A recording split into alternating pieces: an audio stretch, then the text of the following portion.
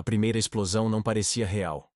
Eu tinha atravessado oceanos, voado milhares de quilômetros, mas só ali, enterrado na lama da Ucrânia, entendi o peso da escolha que fiz.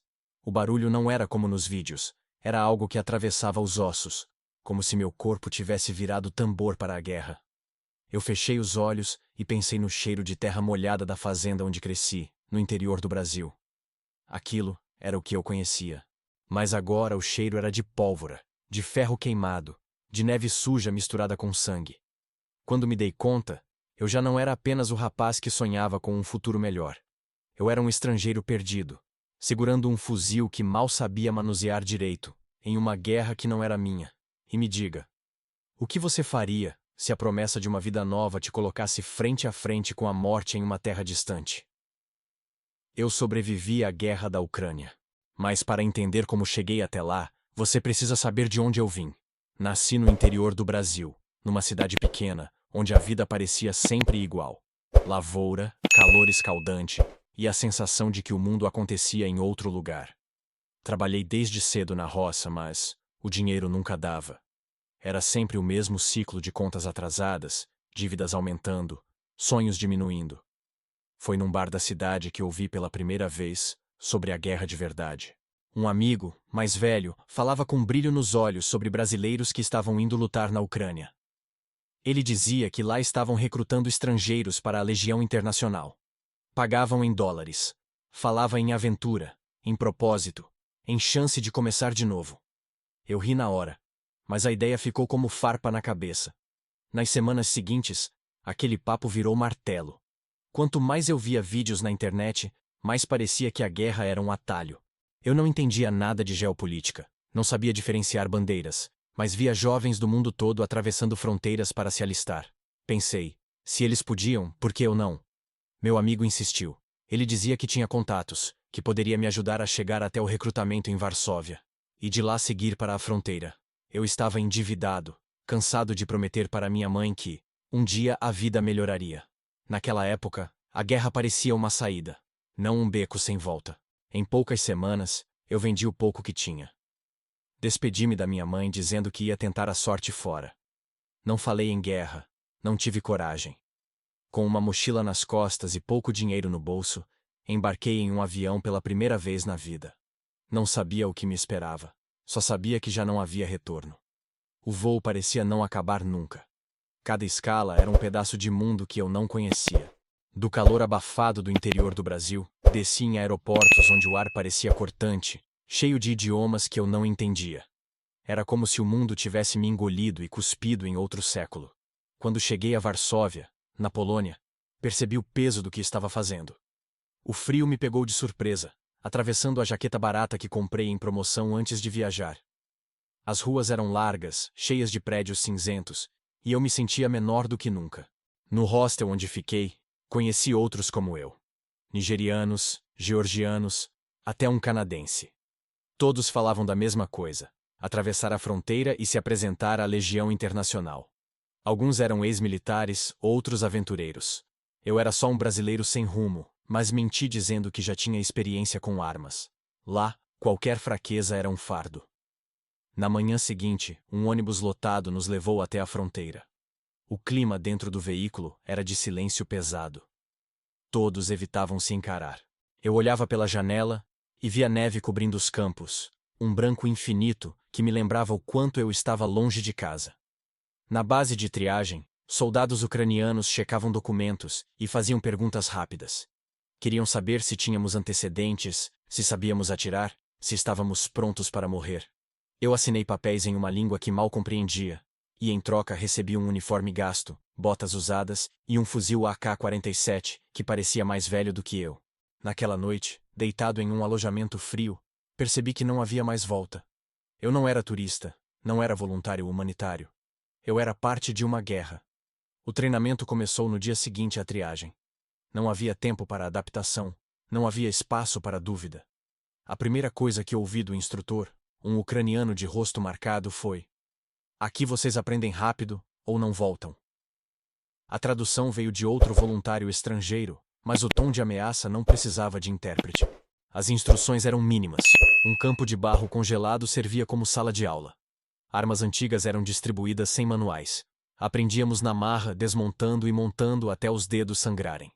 Quem errava, apanhava. Quem reclamava, era deixado de lado, e todos sabiam o que isso significava. O esquecimento no campo de batalha. Havia veteranos entre nós. Homens que já tinham visto combates no Iraque, na Síria, no Afeganistão. Eles olhavam para mim como quem já sabia o meu destino. Eu não era soldado, era apenas mais um corpo jogado no tabuleiro da guerra. A rotina era brutal. Marchávamos quilômetros na neve com equipamentos pesados. As botas emprestadas não seguravam o frio, e cada passo parecia uma lâmina cortando os pés. À noite, o alojamento não era descanso. O frio atravessava as paredes, e o barulho distante das explosões lembrava que o campo de treinamento não ficava tão longe da linha de frente. Foi numa dessas noites que entendi a diferença entre imaginar a guerra e viver nela. O som dos projéteis passando sobre o campo de instrução me fez cair de bruços, instintivamente. Os veteranos riram. Para eles, era rotina. Para mim, era o início do fim da inocência. No terceiro dia, nos levaram para cavar trincheiras. Não era simulação. Era parte do que nos esperava em breve. As mãos sangravam no frio, e a lama grudava como se quisesse engolir nossas botas. Olhei para os outros e vi no olhar deles a mesma pergunta que queimava na minha mente. Será que a gente volta vivo? Na manhã em que nos mandaram para a linha de frente, o silêncio era mais pesado que as ordens.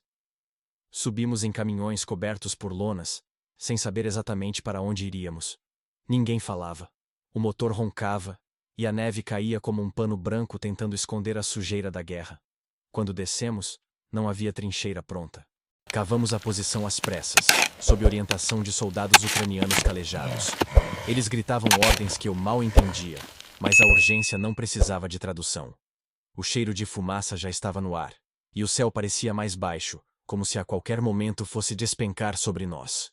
O primeiro disparo que ouvi não veio do nosso lado. Uma rajada de metralhadora cortou o campo, e instintivamente me joguei no chão. A terra fria colou no meu rosto, e por alguns segundos eu quis desaparecer ali mesmo. Mas o grito de um companheiro me trouxe de volta. Levanta e atira, caralho! O fuzil pesava nas minhas mãos como se não fosse meu.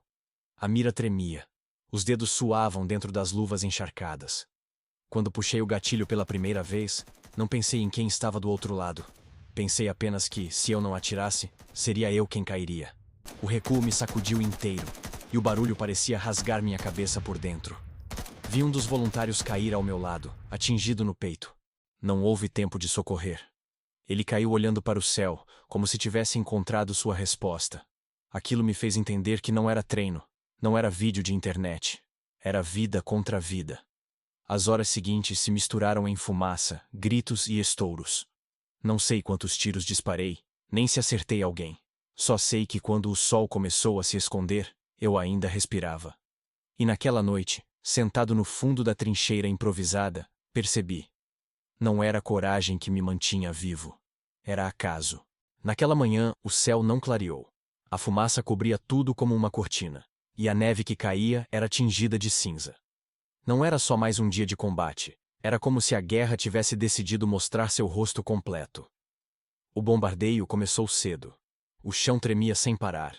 Cada explosão parecia arrancar um pedaço do ar dos meus pulmões. Não havia para onde correr. A trincheira improvisada desmoronava em blocos de lama.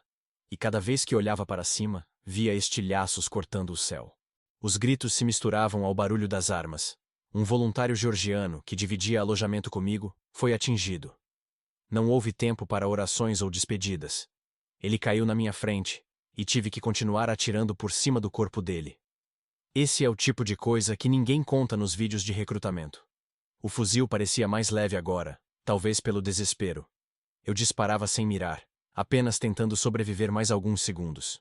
O cheiro de pólvora e carne queimada se misturava ao frio, deixando o ar irrespirável. Cada respiração doía como faca entrando no peito. Em certo momento, a ordem foi recuar. Mas recuar para onde? O campo era um labirinto de crateras, e cada buraco podia ser a última parada.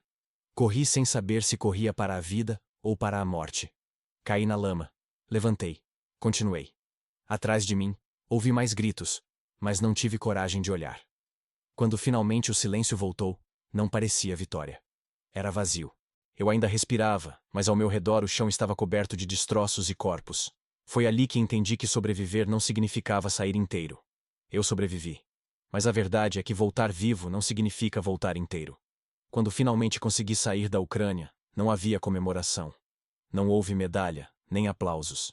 Havia apenas silêncio, o mesmo silêncio pesado que conheci no campo de batalha. De volta ao Brasil, tudo parecia igual. Mas eu já não era o mesmo. As ruas, o calor, o cheiro de café na cozinha da minha mãe, nada conseguia apagar o frio que ficou preso dentro de mim.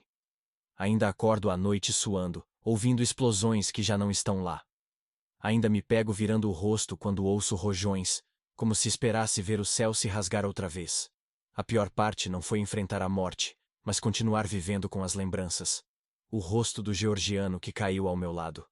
O olhar vazio do voluntário que nunca mais levantou. O peso de cada disparo que dei, sem nunca saber se acertei alguém. A guerra não acabou quando voltei. Ela veio comigo. Muitos falam em coragem, mas eu não me sinto corajoso. Me sinto marcado. Sobreviver não foi escolha. Foi acaso.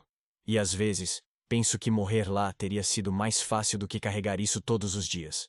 Se você ouviu minha voz até aqui, ajude-a a não se perder. Curta. Inscreva-se. Compartilhe esta história. Porque o silêncio é o que mais me assusta. Eu sobrevivi.